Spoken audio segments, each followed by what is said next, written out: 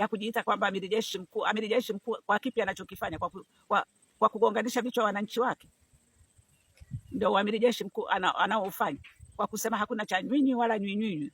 Ndio amiri jeshi mkuu huyo hafai, kwa sababu huyo ndio mchokonozi, huyo ndio mwenye kulitumia tena jeshi. Msikubali wakati yeye ndio mwenye kulitumia. Tangu lini jeshi liliingia kwenye mambo ya siasa isipokuwa katika utawala wake? Akishajua kwamba amekwisha fanya uharibifu, basi anaingia akijiita yeye ndio amiri jeshi mkuu ili wapate kumtii, na wao wakishaambiwa shika, kamata, wanatii tu. Hawezi hata kuangalia kwamba ni nini wanachoamriwa kufanya. Yaani mpaka jeshi linakuwa halina heshima, iwayo yoyote.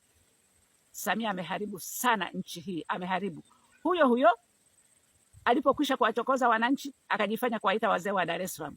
Kama wazee ndio wale waliokuwa na kupigia makofi kwenye ule ukumbi, mimi sitamani kuwa mzee wa jinsi hiyo. Yaani kila kitu unachosema ni makofi tu unapigiwa. Upumbavu aseme ni makofi tu yanapigwa. Niliona wachache sana, mmoja au wawili au watatu niliowaona ambao ndio hawakupiga makofi, kuonyesha kwamba hawakutaka kabisa kile kitu. Sikuona wa nyuma, kwa sababu huwezi ukaona kila kitu kwa sababu unaona kwenye mtandao.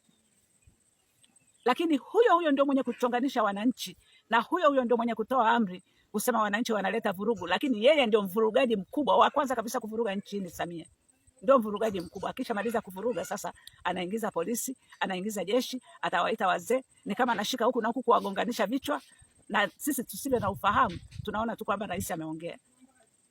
Swala sio kuangalia kama rais ameongea, swala ni kuangalia ameongea nini na anafanya nini. Hilo ndio la muhimu. Anafanya nini na anaongea nini?